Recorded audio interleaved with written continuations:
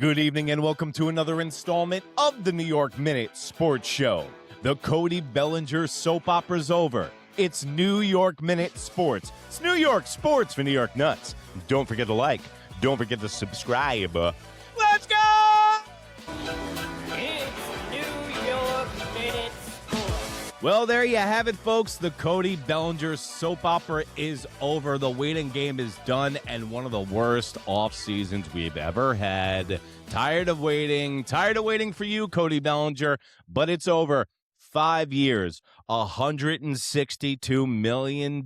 He's got an opt-out after 2 and the third year. He has a full no trade and a $20 million signing bonus, and all I've got to say is bravo, Brian Cashman. Bravo, Brian Cashman. You do it again. And anybody that doubts this guy or doesn't think that Brian Cashman is the best general manager in baseball, you got rocks in your head. Because what Brian Cashman did was just put on a masterclass on negotiations. In fact, he could be helped around the world in some real negotiations, but I'll stick to baseball. Brian Cashman hasn't had a losing season in over 32 years. Brian Cashman's been here and done that, and now he signs Cody Bellinger not to 7 years for the $40 million a year he was looking for. When Cody Bellinger tried to use the New York Yankees as leverage to sign with the Mets and try to bend them over a barrel for 7 years at around $280 million, the Yankees got their man. And I think Cody Bellinger overplayed his hand here.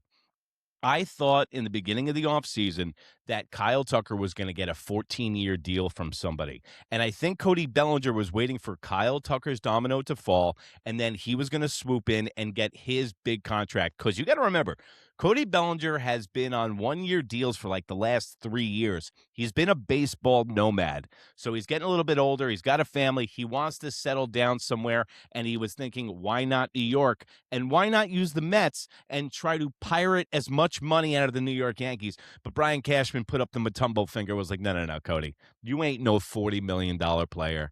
And you're not even close to Kyle Tucker. And Kyle Tucker is definitely not a $60 million player. So Cashman played it perfect. Cody overplayed his hand, and you're starting to see a trend in Major League Baseball with the short-term contract. And guess what? I love this. The days of Bryce Harper getting 14 years, the days of Mike Trout getting $425 million for 16 years and getting hurt every single year, the Manny Machado deals, you're starting to see Major League Baseball get away from that. And you want to call it collusion, you want to call it whatever, but guess what? The Major League Baseball owners got together and were like, yo, no more mega deals. These mega deals completely suspend our whole franchise for years and years, and team like the Texas Rangers who try to load up will be dog shit for the next 6 years. So this is what happens in baseball. They get together and they change the narrative, and I love it. This is a perfect deal for Cody Bellinger because you saw the videos that I was doing before. They were talking about him getting anywhere between $38 to $43 million, and that would be a dramatic overpay. And you know what was the final domino to fall with this whole Cody Bellinger deal?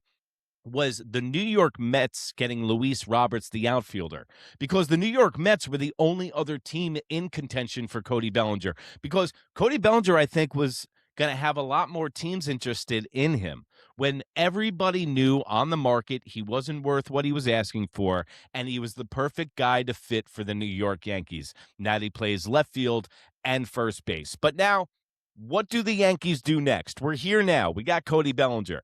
Now, the problem with Cody Bellinger is we're back to homeostasis. The Yankees are just back to where they were last year. And let's examine that a little bit. The New York Yankees, just like the Toronto Blue Jays, squeezed every ounce of effort out of their young guys, out of their pitching staff. Max Fried had a career year. Carlos Rodon had a career year. You have Ben Rice as a rookie. There's a thing called the sophomore jinx. Now, the way that this team is going to go is whether the young guys take a step in the right direction next year. Whether guys like Max Fried, who had the biggest workload of their year last year in their career, who has injury problems, is going to come back this year with a lot of mileage on his engine. Cody Bellinger is another guy that is projected to take a dip in stats this year. Trent Grisham is another guy that is projected to take a dip in stats this year. I know you can take projections, you can throw them out the window, or you can believe in them. Depends on what kind of baseball fan you are. I take a little bit from both. The Yankees need to add another right-handed power bat. Okay? So this is where it leads the New York Yankees. The reason that the New York Yankees haven't done anything else as far as positional players is because of this. Brian Cashman, during the trade deadline, got guys locked up for 2 to 3 years. Duvall, Caballero, and Bednar, okay? So he's got control over those guys. So he even thinks that as like that's where the offseason started.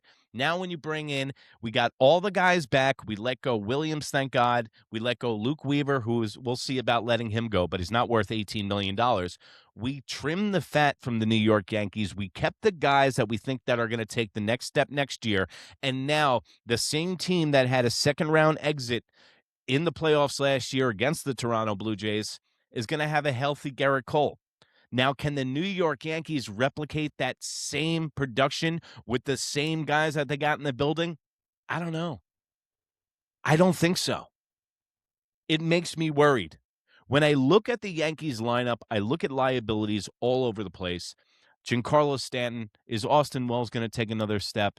Ben Rice had some of the most bad luck outs in all of Major League Baseball last year. What's going to happen with him? How is he going to take to first base? What's up with Anthony Volpe and his torn labrum?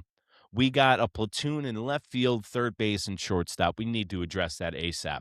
But now that Cody Bellinger is locked up and the New York Yankees financially can sort this out, now frees up your two-corner outfielder prospect studs, Spencer Jones and Jason Dominguez. Don't be surprised if they were to package up Luis Gil, Will Warren, Clark Schmidt, Jason Dominguez, Spencer Jones. Any of those guys, 3 of them at a time, package them over to San Diego for Fernando Tatis Jr., who's making $36 million a year for the next 10 years in his contract. It will be a song and a dance. Now you don't have that platoon in left. You might be able to keep Dominguez or Spencer Jones. You might not have to give them up because the pitching that we can give up. And now you have a right-handed power bat. Now the New York Yankees would be improved because the New York Yankees, without signing Cody Bellinger, are one injury away from Aaron Judge of being in 4th place. So I just want to get on here real quick. I wanted to break it down. I wanted to announce to you guys that Cody Bellinger has signed. You've been here with me all offseason. I really appreciate the support, guys. It's only going to amp up with baseball season going on. I'm going to be putting out a video later tonight at around 8 o'clock, 10 o'clock, and I'm going to be breaking down the fine pieces of this contract, where the Yankees are going, their plan of action moving forward, because now that the Yankees made one move with Cody Bellinger, I wouldn't be surprised if you see a bunch of dominoes fall in trades. So put that notification on. Don't forget to like. Don't forget to subscribe. I am going to be at the desk with all the breaking Yankee news. Yankee fans, this is a good thing. This is a good thing. The Yankees are back. Now let's add another piece. We got the pitching. Let's go for our ring. Let's go, Yankees! Woo!